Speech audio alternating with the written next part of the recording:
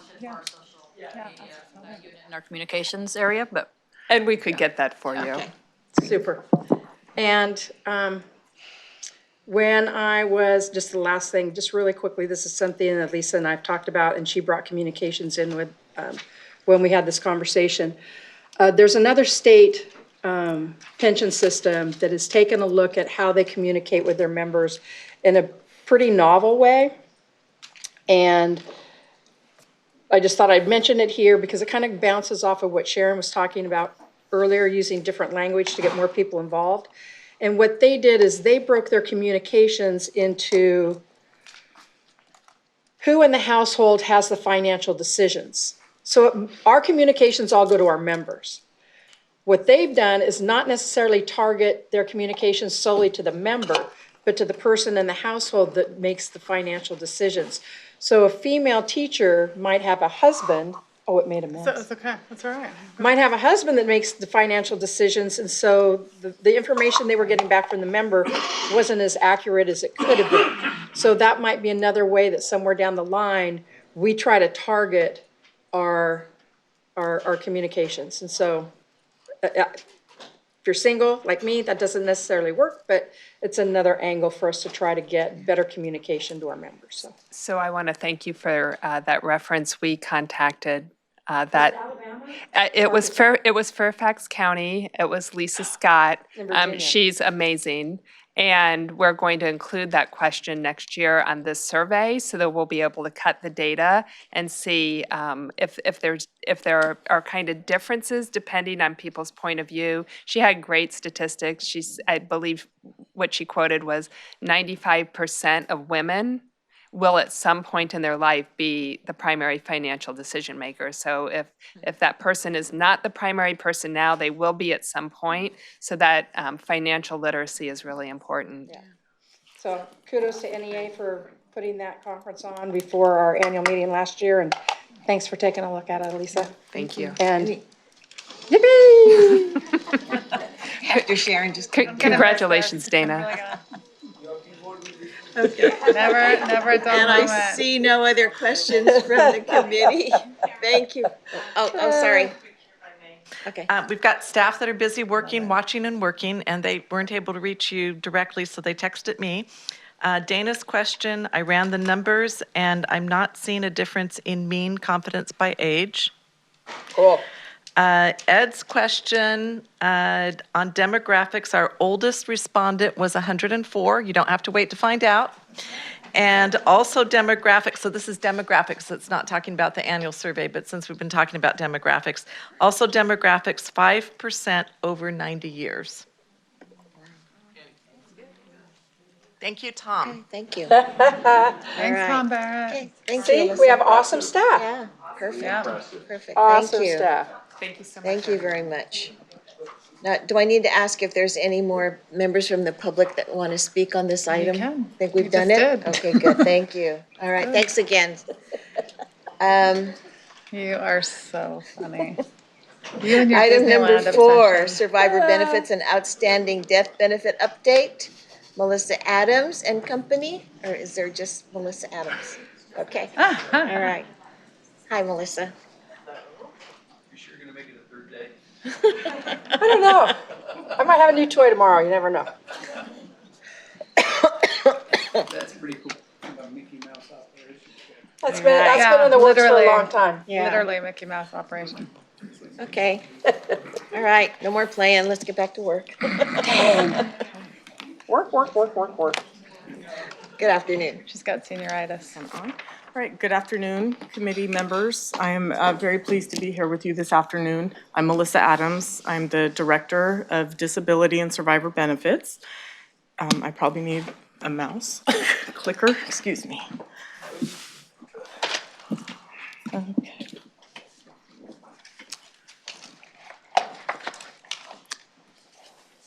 So I'm always very appreciative of the opportunity to get to speak with the board and share more about what our survivor benefit program offers and how we administer the program, and equally eager to hear your insights and feedback on how we're doing and what you're hearing from me. Today, we are going to talk about really 4 key or priority topics, including the survivor benefits overview, an update on outstanding death benefits that are still payable, how we reach out and work to inform our members about the survivor benefit programs, and we'll conclude with some of the future enhancements that we have been busy designing for pension solution. So in survivor benefits, what are we primarily responsible for is to ensure that we're providing both timely and accurate benefits, and having those interactions with our customers with compassion. We also really pay attention to the industry occurrences and our customer feedback to ensure that we're adapting our service delivery structure to accommodate evolving needs. So high level for our survivor benefits programs, we really have two benefit types. We have the one-time benefits that include one-time death benefits or payouts of contributions and interests. And we also have ongoing payments that would include those going to an option beneficiary or a surviving spouse or dependent children.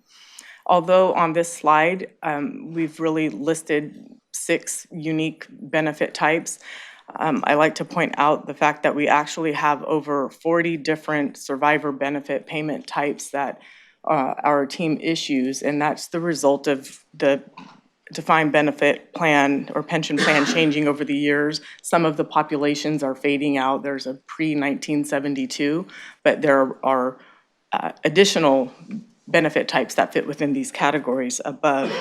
And it's also important to note that each individual case can have multiple beneficiaries.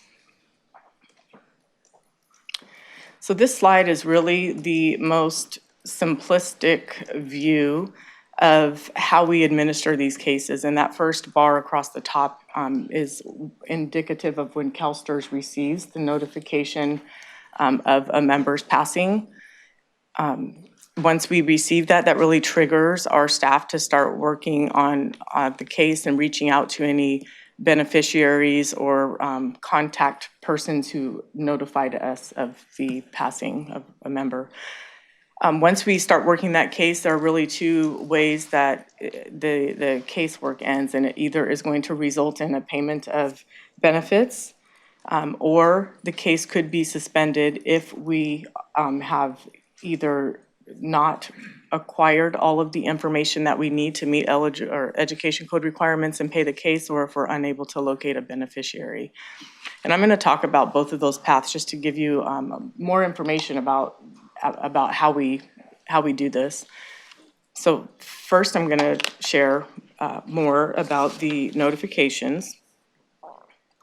There are several ways that we learn, that CalSTRS learns about the passing of one of our members or a benefit recipient. And we have direct notifications of death. Most of our notifications come in through the contact center via a phone call, but there is also the ability for any individual to provide that notification on the CalSTRS website.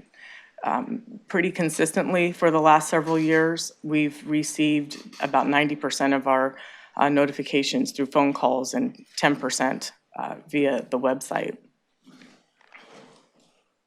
So there are instances where CalSTRS is not notified by somebody of a passing of a member. And in order to mitigate the risk of payments going out of the organization to individuals who have passed away, we have a couple of other efforts that we, risk mitigation efforts that we put in place to prevent those payments. I'm going to start with the last one, and that's the third-party verification service. And we also refer to this as a death match service. Prior to any benefit payments going out, our monthly allowance roll or quarterly payments, we have an agreement with the third-party service that receives notices from Social Security and other sources, and they every month they're letting us know about many members who they have received notification for. So that allows us to prevent approximately $500,000 a month from going out of the door to individuals who have passed away. The out-of-state item there and out-of-country, those are other at-risk populations that we send letters to our benefit recipients. Out-of-state is important to us to contact them directly because the third-party verification service and even the Social Security death match doesn't always get information from certain states. Some states are not as willing to report their vital statistic data. So we will send letters to members who have been retired for a long period of time or who are older that reside out of state periodically to ensure that they are well and are receiving the benefits still. Same thing with out of country. We don't have our third-party verification service is less likely to have reports of deaths for our benefit recipients that live out of the country. So this slide is just to give you a little perspective on the volume of the cases that we work with on an annual basis. You can see that for fiscal year 2018-19, we had close to 1,000 survivor benefit cases that were processed. I explicitly include the language survivor benefit cases because CalSTRS actually received notifications of death for more than 12,000 individuals, but not all of them result in a case being set up. And I just share that perspective so you get a sense for the workload that the team of survivor benefits staff are working through. Some of the reasons that we wouldn't set up a case could be that an option beneficiary predeceased a member and we receive that notification. So although we're not setting up a case to actually pay benefits, there's a notification that goes out to a member that they may be able to elect another option beneficiary. Sometimes we receive notifications on cases that have, or accounts that have been refunded, so there's no need to set up a case. So, and then with that volume, we are working on an average of 800 or more than 800 cases per month. So once we receive that notification and we set up a case, we have active cases, and that's where our team of about 30 staff, including 4 leaders, are actively working with CalSTRS customers to determine whether benefits are payable and to whom. I struggled with putting this slide in there because there's this stack of papers, and some of you may recall that a few years ago we finally did go paperless in survivor benefits, but I kind of like the colors, and it does give the dramatic effect of the volume of work that the team is doing. So, although we have 3 pretty basic, seemingly basic steps that are listed here for the benefit determination process, it does get, it can be rather involved. We send out information requests to the known beneficiaries. If we don't know who the beneficiaries we can send them to the individuals who have notified us, or we do searches for family members to help us get the information that we need. We are looking at the education code and sometimes the probate code to make a determination on who should get the benefits. And again, that analysis ends up resulting in payment authorization most of the time. And in the event we're still looking for need additional information, the process may be suspended. So before I move on here, I didn't do this at the beginning, but I would like to take a moment. I think you all are well aware that survivor benefits is one of our 3 core benefit types. It's not it's not the happy path in most instances. And so our team of staff that are working through this benefit determination process and having frequent interactions with the beneficiaries, they're not following, it's not the happy path. And so I just want to commend them while I'm sharing this information with you because they are very dedicated to delivering on the full promise that we make to our members, and our mission, and service retirement and the outreach and education is all very important, but our team really understands that their role is to ensure that we're delivering on all of the benefit choices, and including in this phase, that members have made as they work with CalSTRS to plan for their future. So I want to thank them.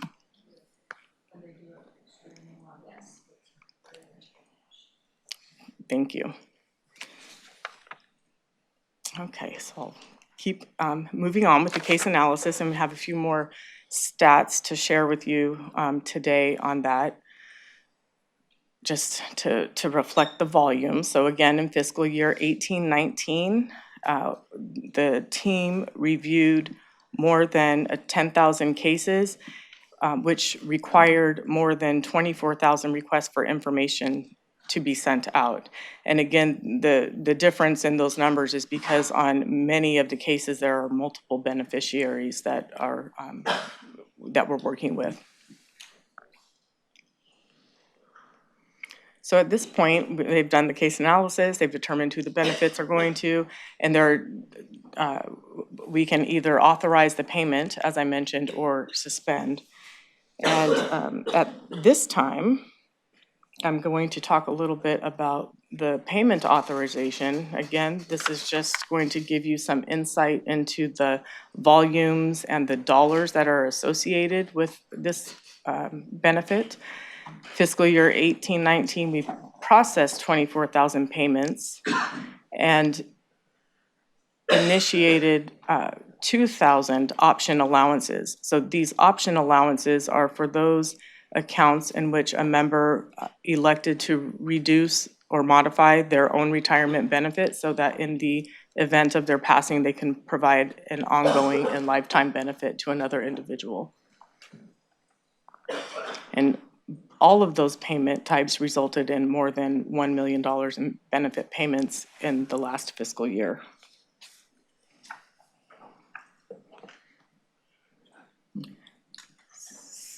So this is reflecting one of two survivor benefit service performance objectives. Some of you may have seen these before. We report and discuss them quarterly with our executive team so that they always have a pulse on how we're serving our customers. And the board members receive the results on an annual basis in that stoplight chart that you all see. So our first performance objective for survivor benefits is around timeliness of benefit payment. And so our target is to process 90 applications within 30 days of receipt of all necessary information. For last fiscal year, we were able to exceed that target, and in the current year, we're at 92%, and that was at the end, based on the end of August data. This slide here is still reflecting the same service performance objective, just adding a couple more years. We were just slightly under target in 16-17. What I do want to say about the current year, you can see we've kind of dipped down a little bit, although we're still exceeding the target. You all know that we've been heavily involved in pension solution activities, and again, I'm really proud of the team and the leaders for being able to sustain the level of service that they have while we're actively designing the new system. And so that hasn't been easy. We have some backfill positions that the organization brought in knowing that we were going to be ramping up with pension solution, but it has also required us to utilize overtime and really juggling and stretching the staff to not only serve our members, but build up their skills around thinking about the future and how we might design our service delivery structure in a way that better serves our customers. So we're hitting the target, but I'll talk a little bit later about, no, it's not over, but they're doing a fantastic job. Service performance objective 2. This one is really focused on benefit continuity so that there won't be a disruption in income to the beneficiaries. Our target is to establish 90% of all ongoing option allowances within 10 days of receipt of all necessary information. And we've both last year and currently have been able to sustain that as well. In order to start these option benefits, we have to have the death certificate. And you'll see in this slide, in fiscal year 17-18, there was a dip, and that was when the process changed to require a death certificate. And in assessing our needs for pension solution and reviewing the education code is what really led to that process change. We have since modified the service performance objective so that we're measuring from the time that we receive the necessary information instead of tracking it from the time that we receive the notification of the members passing. However, we still continue to track from the customer's perspective when we're notified, from the time that we're notified to the time that we're able to initiate payment. And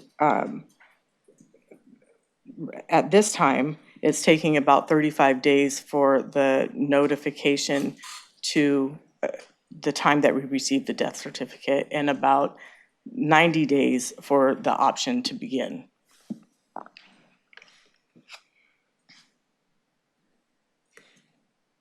Okay, so we've talked about what triggers the work on these cases. We receive the notice, we do the analysis.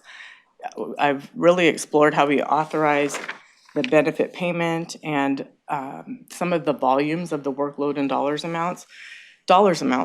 amounts, pardon me. So the other side of this slide is when we are unable to authorize a payment. And if after several attempts of working with the beneficiaries to obtain all necessary information, we still don't have what we need or we're unable to locate a beneficiary, we will suspend processing of that case. It doesn't mean, really what this means is that we remove the case from the caseworker's active caseload. In the event the documentation that we need comes in, we will resume activity. And an average over the last several years of all cases received, we're able to authorize payment in 92% of all notices received by CalSTRS. So the majority of these cases are being paid. Again, why would we suspend a case? It's a lack of the information required, and if we're unable to locate the beneficiary, those are really the primary causes.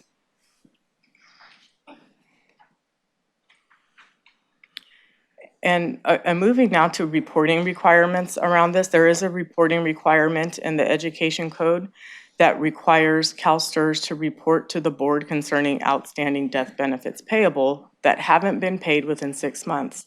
And those of you who have been here for a little while may recall that this triggered some of your interest a couple of years ago, and I was here in May of 2018 sharing similar information, really diving more into the outstanding death benefits. So I'm reporting again on where we stand with our current queue of death benefits that have not been paid compared to those that have been paid. And this is covering the period of 2001 to July of 2019. This slide may look familiar to you if you've poked around in the board member website where we upload reports. This is how we convey the outstanding death benefits payable to you. And here you can see that the percentage of paid compared to unpaid is 92% of the notifications received in that 18-year period.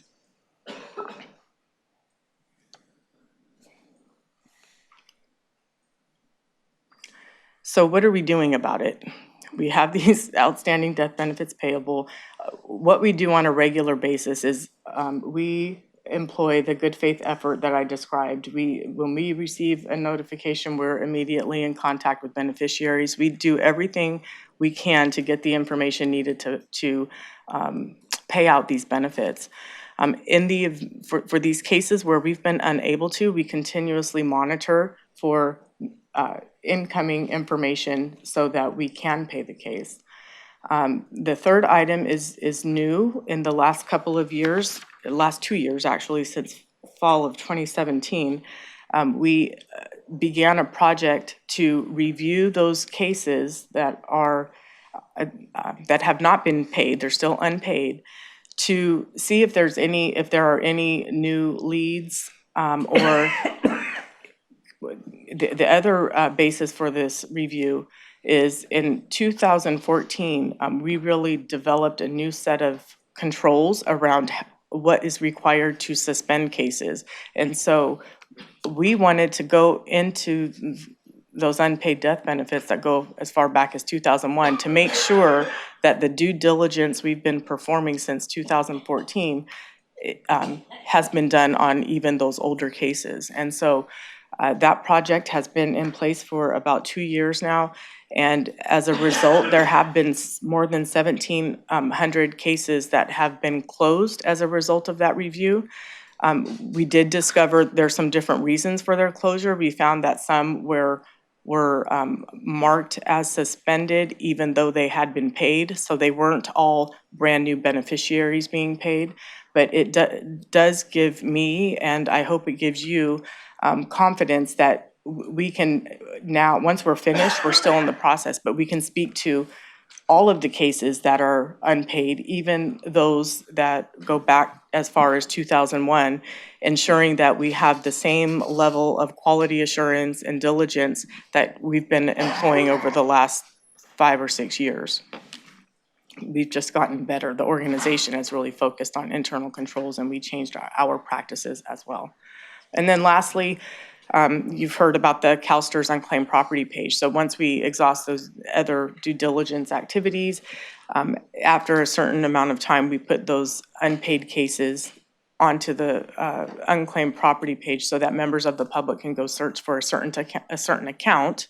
Although they don't get any detailed member information, they can just search by name. And if a name happens to be there, they're advised to contact CalSTRS, and that initiates the process again. Approve, yeah. And before you go on with Sure. that, and the connection with the State Controller's Office in that effort? It is my understanding that there's a link on the State Controller's Office to our site, but the CalSTRS unclaimed property is not part of what's included in the State Controller's database. It's just a link to Okay. our private page. Just to make sure if you've checked that one, check CalSTRS one as well. Correct. Okay.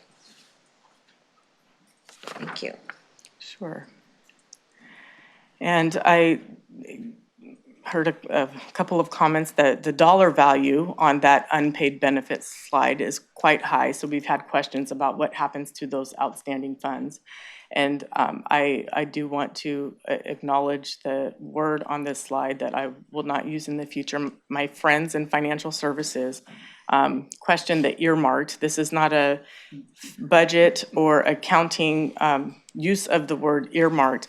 Really, the intent of this slide is to assure you all that even though those accounts are unpaid, and some have been unpaid for quite some time, once the beneficiary steps up or we have the information we need, the funds are still in the teacher retirement fund to pay those individuals.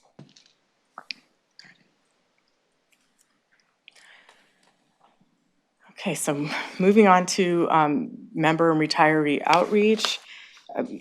You hear in a lot of other presentations the amount of effort that CalSTRS puts into really educating and informing our members about all benefits that CalSTRS provides. There are many ways that we include information about survivor benefits as well, including newsletters, workshops that our benefit specialists put on and the planning sessions.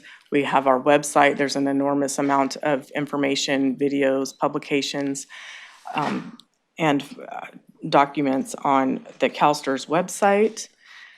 Some of the other resources include the member handbook. I mentioned our benefit specialists.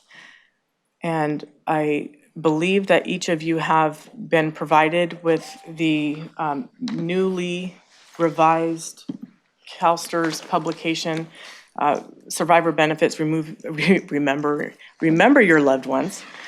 And this has been updated with feedback from some of our board members as well as constituents in the Client Advisory Committee meeting. Things to call out with the revisions include updated information about the death benefit amounts and information on special needs trusts. And one of the most significant changes is the tear out that has a list of important documents for our members to include their phone numbers and entities to contact and information about how to contact CalSTRS in the event of their passing. So this can be provided to any of the beneficiaries. And it still has the pocket to keep other important documents. Yeah. So we are really proud of that new publication and thank our communications partners for helping us. And Melissa, just to remind people that all this document is available online. Yes. But like me, a lot of members like to have paper copy. I told my husband, okay, my name is on here and this is what you need to do when I go. So, also just wanted to make sure that members also fill out the document called Recipient Designation Information Form, which is also online. But a lot of members don't do things online. And so I like to always have people just make sure that all this information is updated, and in case there's any significant changes in their life, in their beneficiaries. So I think that's I carry a packet of these around in my car, so anytime I run into anybody, I can pass it around to make sure that they have done that. So thank you. Thank you. I mean, this is a really nice updated form packet. Thank you. Well, thank you, and thank you for advocating and spreading the word. I couldn't have said it better, and thank you for really cueing in this next slide, which is about the importance of the beneficiary designation form. It makes a big difference to have, our board members sharing with the constituents that you represent and contact on a regular basis how important this is. It's not often a conversation that people want to have. Right. And so, even in this setting, there are so many wonderful things that CalSTRS is doing, and I appreciate that you are interested and want to hear about this program as well. So the importance of the recipient designation form, this is how members can choose who they want their the one-time death benefit or any other remaining contributions and interest to go to. It really does speed up CalSTRS' ability to administer the benefits if we have a current designation form on file. If a member doesn't have one on file, we can still pay benefits. It will just go to the estate, and that takes much longer than if somebody designates. A lot more hoops to go through. Correct. So along the same lines, in order to increase our ability to pay benefits timely, we are in the middle of a targeted outreach effort, and it's really intended to increase the number of members who have a current beneficiary designation form on file. Our goal for the current fiscal year is to reach more than 40,000 members, and we do have some focused priority populations that we're starting with. The first one is focusing on members who do not have a designation on file that are over the age of 73.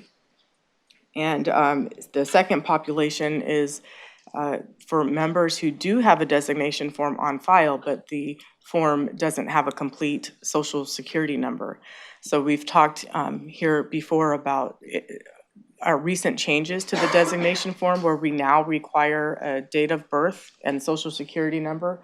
Years ago, we did not require that, but having those two pieces of information allows CalSTRS to more quickly find beneficiaries when it's that time.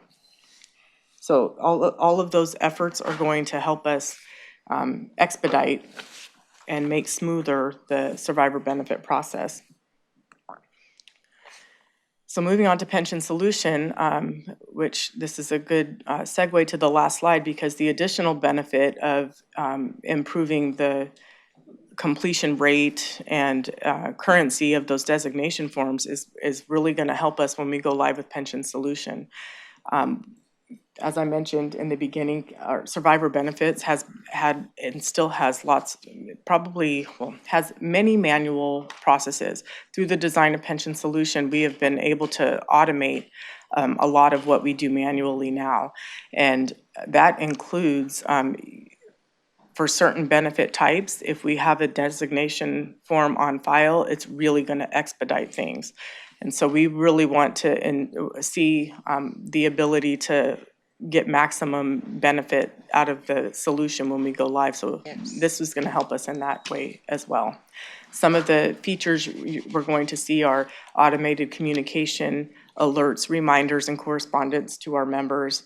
It's certainly going to streamline the internal staff processes, which will result in improved data accuracy and timeliness for our customers. And then with recipient designation forms, so the targeted outreach that I mentioned we're doing now, that is manual. But in the new system, we will have timers set up to reach out to members who either don't have one on file, or if it's dated beyond 5 years or 10 years, the system will do that for us. So we can keep up with these much more rapidly and without the labor-intensive resource requirement once we go live with pension solution.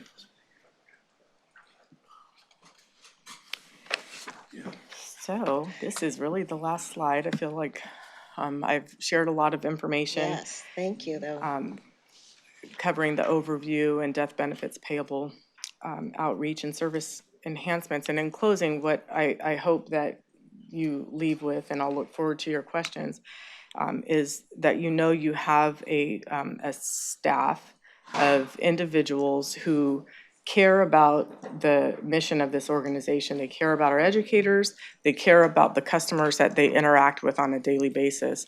One of the stats I didn't share is that for each case that a caseworker works on, they have an average of 2.5 phone calls per case. So over a year, it's about 2,000 calls for that small team in a year. And it's not a call center focused team. Yeah. It's a benefit payment team. They treat each client with care, and they're committed to serving those individuals. I also hope that you understand that although we are still working to pay those cases that are unpaid now, it's a relatively small number or percentage. It's a small percentage compared to those that get paid, the 92% that get paid. But we are working diligently to try to pay more and pay more. We want them all paid. The cases that are unpaid are still on our radar, and we're working towards that. And then lastly, that we're working diligently to continuously improve our service delivery model and the way that we interact with our customers.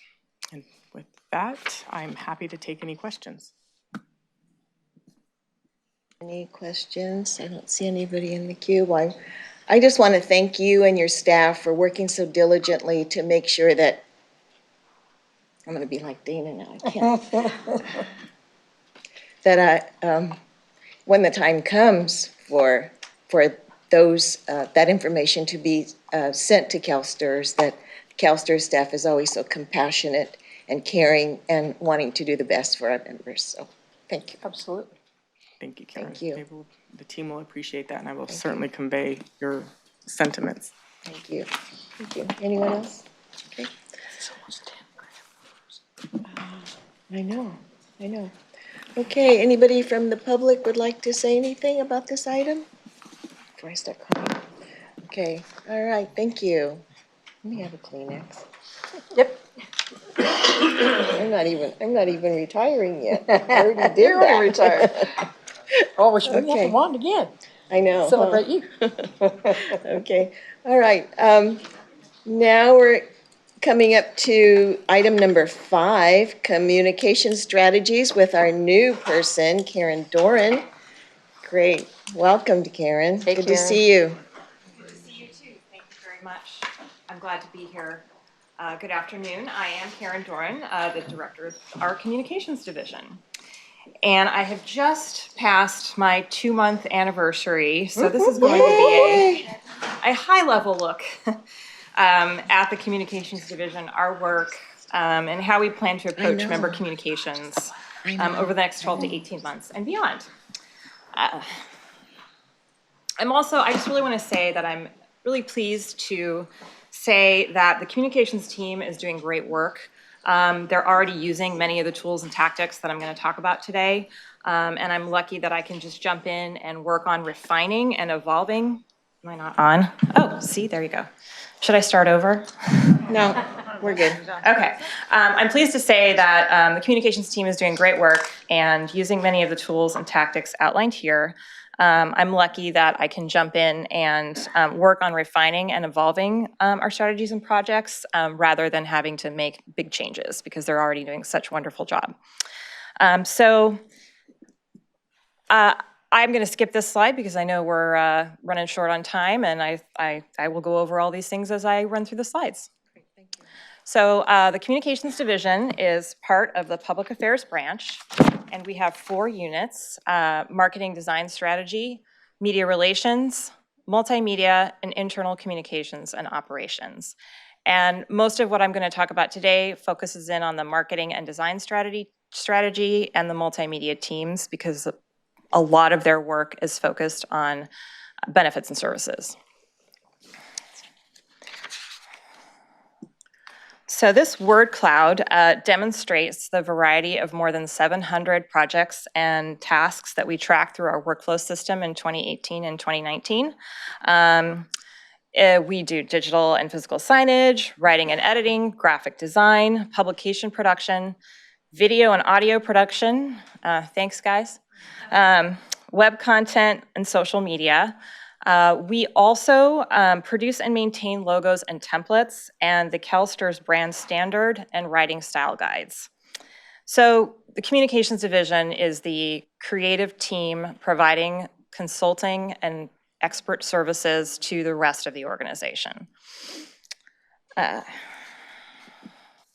So you've already seen all 3 of these covers today, and you have 2 of these products in front of you. So this is a really great example of how our marketing and design strategy team works closely with the other business areas to communicate to our members. On the left of the slide is the member handbook for 2019, and as you've seen earlier, both of these other 2 booklets are relatively new. The newly retired member kit is new, and then the survivor benefits is an update. And I just want to shout out to the marketing and design strategy team for their excellent work on both of those products. And again, I think what this shows, because these also showed up in Elisa's presentation and Melissa's presentation, is how we're working across the organization collaboratively to make sure that we're sharing the messages in the way that they need to be shared. So we also use video to communicate with our members, and these are just a few examples. We are constantly making videos, and they focus on different areas. The first one that you'll see up there is kind of just an update on how the fund's doing. So that's a video that we did on the fiscal year end returns for 2018, 2019. We also have the What is CalSTRS video that features actual teachers and helps new educators understand more about their benefits. And finally, one of our newest videos that we're making is called Inside the CalSTRS Board Meeting. And this is a companion. Uh-oh. It's a reality show. It's a new reality show has started. Guess what the first episode is? Yesterday was the first episode. So this is a companion piece to, I didn't even know that was going to get a laugh. This is a companion piece to the Board Highlights newsletter. And this is a good example of where actually our media relations team works closely with our multimedia team. The media relations team writes the newsletter and works on the script or the interview questions for the video, and those go together when we send out the email. This month, for November, we're planning to highlight the annual investment costs and the funding levels and risk. So we picked 2 items from the board meeting that we think will be of interest, and we do a little video about those. We also use social media to communicate with our members. On the left there, you'll see an Instagram post that was part of Customer Service Week, where we focused on our fabulous employees in our contact center and quotes from our members about the great service that they received. We also have a tweet that includes a link to a YouTube video about your retirement benefits calculator. And finally, a Facebook post about some upcoming workshops focused on retirement benefits. So wherever we can, we're using social to push out the information that we're here to provide education and information and great service to our members. So I think we talked a little bit about social media in an earlier presentation. So this is just the latest from July to September information on how many followers we have. This is a good opportunity for me to answer Dana's questions about Pinterest. So we have our staff on standby to answer these things. And what they said was, we can track what boards our followers visit most frequently. We don't know for sure if those followers are our members. They actually sent me the latest statistics on the types of boards that we have. And I can report to you that we have one board that's just called Teaching, and that has Great boards. that one has 360 pins. So, and then the one that has the highest number of followers is Inspiring Teaching Quotes. So it's an opportunity, and we need to take a look at it in the mix of all of our other social media to understand where it might be best used. I pitch it every presentation I do. I know. Thank you. And we'll look into it further. So Facebook is still the #1 platform for us. We have 29,500-ish followers, and it also gets the most engagement. The tweet that had the highest number of clicks in October was about our upcoming workshops. So we know that information is interesting to our members. We also know from our own research that even though this seems like a high number, only 5% of our members follow us on Facebook, and only 1% follow us on Instagram and 3% on Twitter. But we also know from the research that many more, between 40 and 47%, would like to follow us on social. So that's going to be one of our focus areas. We're really going to dig into that data and the information from the research to find out what communications tools and messages we can use to increase our followers on Facebook, because it's a great way to share information, but it can be challenging because of algorithms constantly changing and because of the general noise of life, which I will talk about in a minute. Speaking of which, that's what I'm going to talk about next, is the media and communications landscape. So, squirrel! We can follow that. That photo is my dog looking at a squirrel. 10 seconds before I took it, she was peacefully resting next to me on our outdoor patio swing. And the world is full of squirrels. Every day, the average US adult is exposed to thousands of messages, from ads to social media posts of their friends' dogs, to the latest episode of Stranger Things. And I'm just going to go through some of the statistics I have up here. 80% of every generation uses social media once per day. And a lot of times people are looking at more than one screen at a time. Facebook recently commissioned a study that showed that 94% of the people in the study had a smartphone in their hand while they were watching television. And I know I do that. And so what that means for us is if a member has their phone in their hand and they're watching a really compelling television show, even if the social media post is tracked as something that they would have seen as like an impression, they wouldn't pay attention to it. Another thing that's factored into our, what we need to think about when we're communicating is that traditional news consumption is going down. Total U.S. daily newspaper circulation, both print and digital, is down. And I also took a look at a study recently that showed that even if young people have a app on their phone that's specifically about news, they don't look at it. The study had like the top 25 apps that they use, and news apps were not in the top 25. So that makes it challenging to reach some of our audiences through traditional media relations. And finally, what I want to say about this is that it's not only easy for our members to become distracted by all of this noise that's out in the world, but as communicators, it can also be distracting the latest, greatest thing, the latest fad. So what we need to do is the way I plan to approach communications is the way that CalSTRS approaches all of our complicated challenges, which is thoughtfully, methodically, and strategically. So even though all this noise is out here, we have to stop, take a breath, and say, okay, what is the best place for us to reach our members? And to break through that clutter, we also need to make sure that our messages are clear, compelling, and concise. And I'm going to add relevant to that as well. It's really important that our messages are exactly what our members are looking for. So how are we going to do that?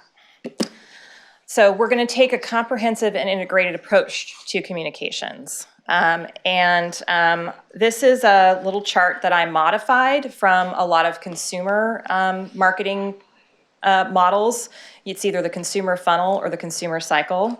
And our members' interactions with us are on a continuous cycle, and it's based on where they are in their career or life stage, and on CalSTRS when we introduce new services or new products or new information. For example, a mid-career teacher may already be aware of the value of their defined benefit plan. They may have already signed up for my CalSTRS, and they may already be even contributing to Pension 2. But if we introduce a new service, or such as a workshop, or we make some changes to Pension 2, that cycle will start over again. The cycle also restarts as that member approaches retirement. What is their awareness of the steps they're going to take to prepare for retirement, and how do we move them from awareness to consideration to action? I mention this because it's important not only to tailor messages for life stages, but also where they are in the journey. And it takes multiple messages to move someone through this cycle. You can't just hit them one time, and you have to hit them in multiple places. And I'm really excited about the research that we have here at CalSTRS that is kind of aligns with this chart, especially the information about retirement planning activities. I really think that that's where we can dig in again and use that information to tailor our messages to our members where they are. Another important approach is to take a comprehensive and is to do content communications plans across channels. And I have an example here of the retirement progress report. So when we release those reports, we don't just send the email. We send the email, we post it on the What's New section of calstrs.com. We have a video for how to understand your retirement progress report, and we tweet about that video, and we also are going to include it in the print edition of CalSTRS Connections that will be coming out soon. So that's the approach that we want to take whenever we have important news or information to share with our members. And along the lines of the comprehensive approach, we also, of course, need to be targeting communication by demographics, life stages, and preferences. And we have, as we talked about earlier, some fantastic research on member demographics and messaging. The messaging study has been, I'm really fascinated and interested to get more information on that. And our marketing and design strategy team has been very closely following that and hoping to use that information in upcoming communications. But we can also use it on social media and even media relations. So there's a lot of opportunity there. And I also think we have opportunity to identify new research areas to further refine our messages and channels. One thing I'm really interested in is that if you look at my quote on the side, to meet members where they go, where are they going to get this information aside from us? You know, is there another place where we can get these messages to them? I also am really interested in doing more with A/B message testing. So this is a tool that we've used a lot internally. We use it for internal employee communication. We'll send an email to a small group, divide that group in half. One group gets one subject line and the other group gets another subject line. And we test the response rate to those subject lines, and whichever one does better, we send out to the whole group. And what we found is that we can actually increase open rates by about 10%. By using A/B testing. And this is an option also for social media. It works more on the paid side, so we'd need to think about that a little bit, but there's a lot of ways to use that tool.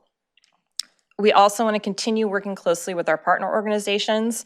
I've been planning to work with Diane in External Affairs to see where there may be other opportunities. And of course, continuing to work with our internal partners and our employers to help deliver those messages to our members. So again, the point is, where are our members getting information and how can we be there? Because in today's media landscape, it's not the way it used to be where you just put this message out, mass media, and people would come to you. You have to go to them. So next, we're going to talk about the key messages. And obviously, these are just a few. We have a lot of key messages that we try to get out to our members, but these are the highlights I wanted to cover. Obviously, we want to continue to highlight the value of the defined benefit plan. And we've talked about this brochure already a couple times throughout the week, but this is a relatively new brochure that is being used in conjunction with retirement readiness at workshops. And it's got a great checklist in it that helps new educators understand their benefit, and information on it. Even has a little bit of about the video that they can watch, again, doing that cross-channel content. Just overall, we want to continue to have education for members as a message that we're using across our communications channel. We have great education. And Sharon, I was thinking about this when you were talking earlier about branding and about, you know, what works and what doesn't. I was thinking about that with the A/B testing too, that the education message is so important, and maybe we don't have to say retirement every time we send that out. Maybe it's financial wellness. You know, there's a lot of ways we can get that content across and still use the word retirement because it's important, because that's what we do. We'll do some more thinking on that. And obviously Pension 2 ties right into that. That's something that we're going to continue to promote, and I'm still understanding how that all works, but we'll get there. And finally, the overarching message that we want to make sure comes across in all of our communications is that CalSTRS is your trusted partner and steward for your retirement. So what are our next steps? So we're going to continue refining our communications and outreach plan to support Goal 3 of the strategic plan, which is to strengthen partnerships and services to members, stakeholders, and employers. And we've got a plan in place. It's takes a look ahead at the various issues and events that are coming up that we're going to need to communicate about, and all the different channels and tactics that we can use to do those communications. And it's actually a joint effort of the public affairs branch. It's not just communications that's working on it, it's also external affairs and to somewhat extent governmental relations. And we're going to be doing quarterly reviews and updates to make sure that we're adapting to any changes that are coming up, or new information. And I'm excited to say that we just launched the Pension Sense blog, and you can find it in the newsroom section of the calstrs.com website. We're tweeting it out, and the first topic was, lost my place here. The first topic was understanding your retirement formula. So the blog is targeted to members, and we're going to be looking for more ways to get that information out to them.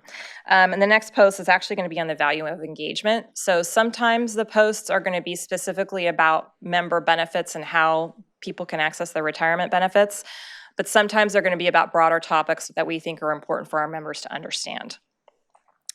We're also going to begin the procurement process for the website redesign in early 2020 and continue to work closely with our partner organizations. I'm going to continue to learn how we can be a great service provider to our internal customers. And I'm really excited to be here. This is a great organization, and that's my presentation. Does anyone have questions? Okay, so we have Sharon. So first of all, welcome, Karen. We're so glad you're here. I think staff has heard pretty loud and clear the last couple of years just how much this board values communication, especially right now in the world, the tax on defined benefit, but also the challenges about having a secure retirement. And I think just getting our message out there, telling our story instead of having it told about us, and usually that story isn't that great. So I just think your role and having you here and the great team we have already in the building, it's just a critical job, I think, in terms of the future of CalSTRS and just telling our story well. And to that end, I was curious, can you talk just a little bit more about, you're talking about kind of the internal relationships and with Diane and her team. Can you talk, how does it interface with like the investment side? Because one of the things I'm thinking, we've been talking on the investment side about telling the stories about our engagements on ESG and climate is obviously a big topic. And so can you just talk a little bit about how you, and maybe for the rest of the board to understand kind of how your work coincides with some of the work that the investment side's doing on communication, and does that all funnel through you on the investment side, or how does that work, and what's sort of some strategies to work with them, since there's a lot of engagement on the investment side from the world, want to know what CalSTRS is doing, So the good news is that we have an ongoing and important partnership with investments. And the way that we work, it depends kind of on the project. A lot of it is related to our media relations team, and we have a really good process in place where if we get incoming requests for interviews or information, we work closely with Kirsty and Sarah. Kirsty Jenkinson and Sarah Maley on responding to those requests. But we're also, I'll just get specific for a second. We are working closely with them and also with Diane's team on a specific communications plan related to the transition to a low carbon economy. So we've already got that going, and the way that we do it through communications is when we know there's important issues like that are cutting across the organization, we work with all of the subject matter experts. So we'll have a planning meeting, we'll get their information, we lay out a plan, and then as time goes on, it's our job to make sure it moves forward, but we're always checking back in with whatever business area we're working on with to make sure that we're on the right track and that the messaging hasn't changed or there hasn't been new information.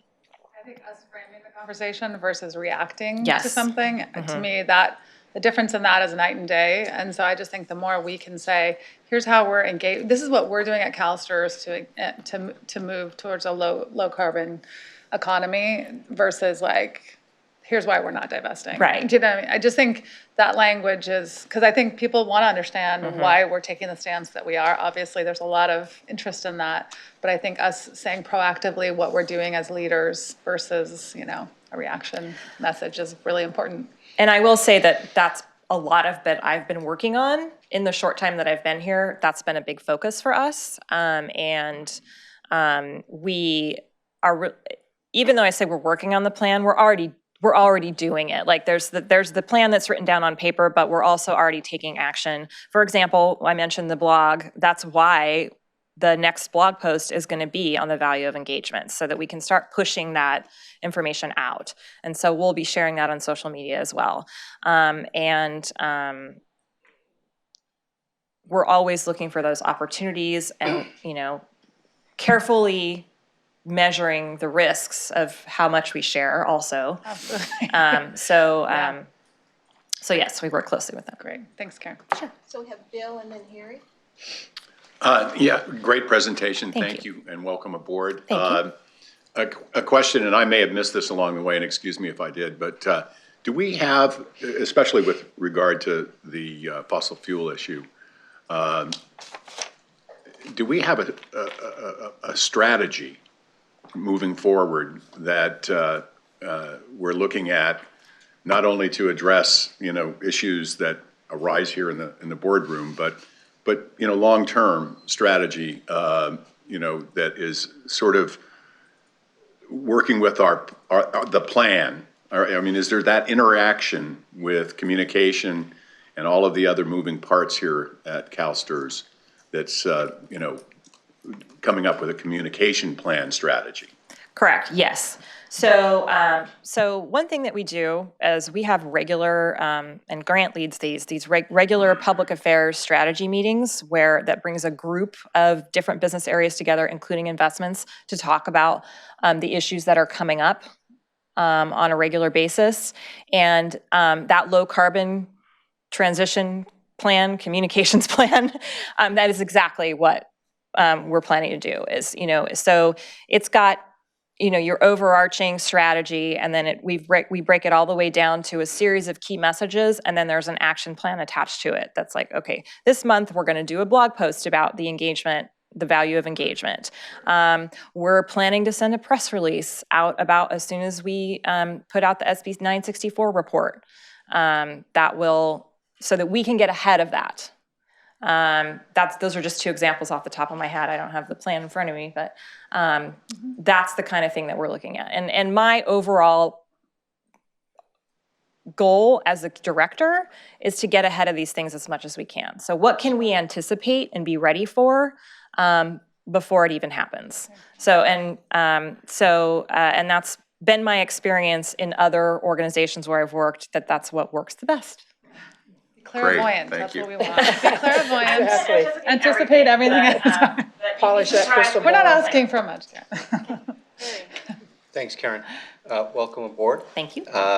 Appreciated your presentation, and more of an observation and a hope.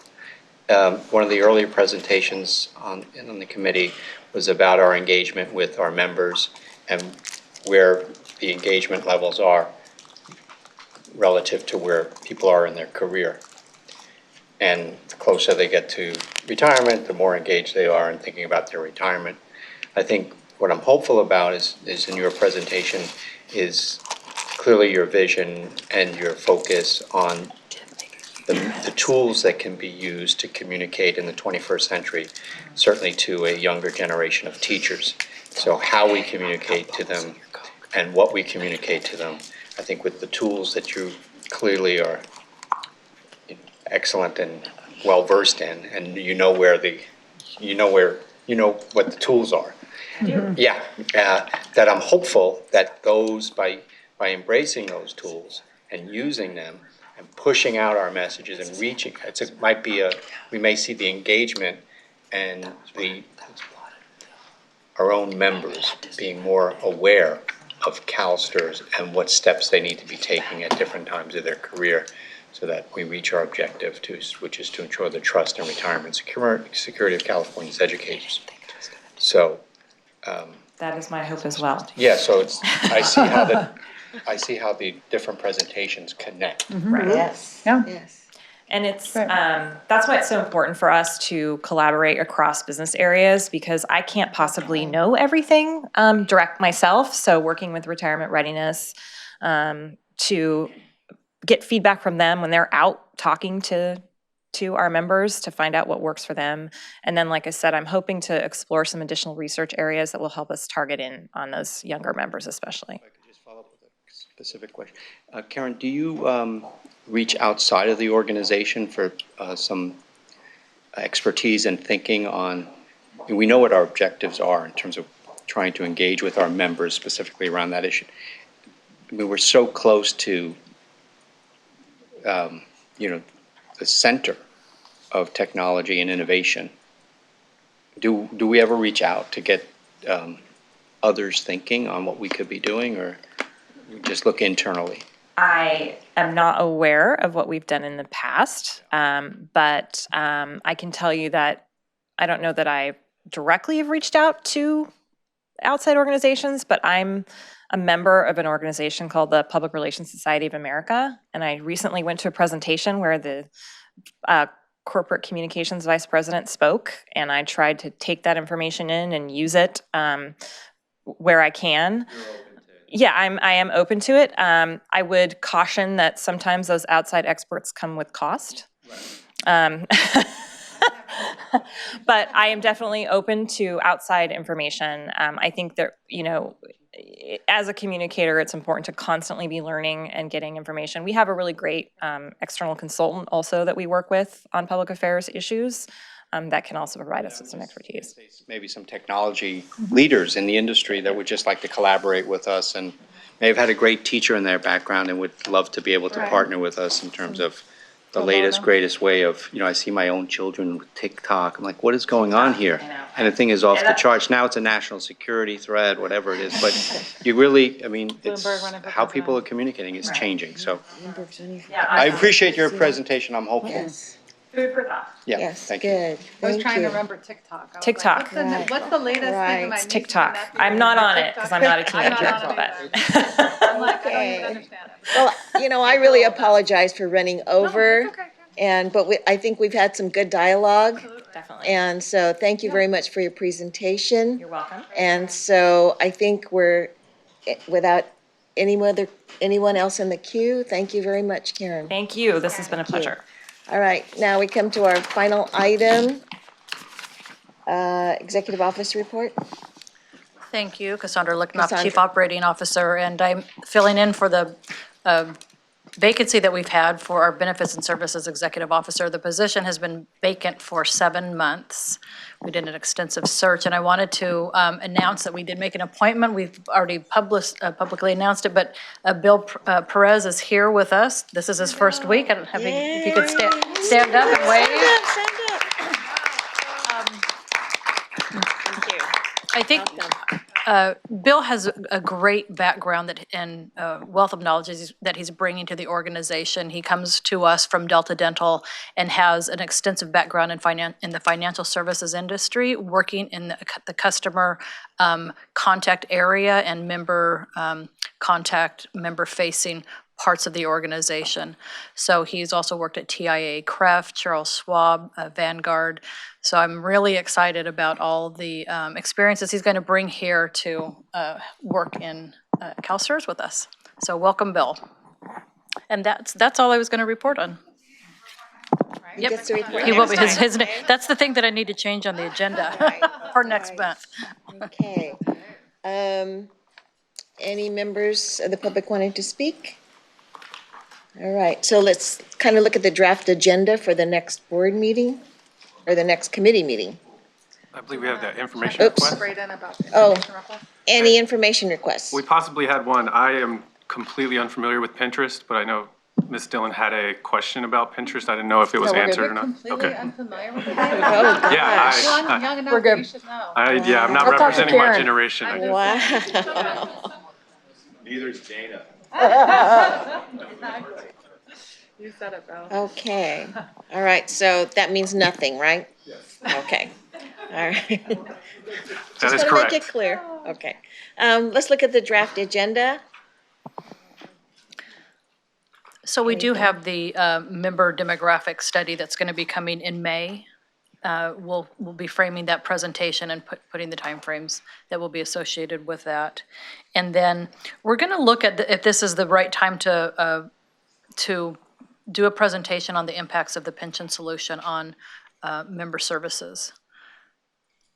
Will it be timely? That's what we're gonna Right. be looking at, yeah. Because I'm sorry. So whether or not it will be available, is that what you're saying? Well, I don't know if it's, there's different impacts relative to where we are in the system implementation, and we just went live with the, functional rollout 1, which is the employer piece of it.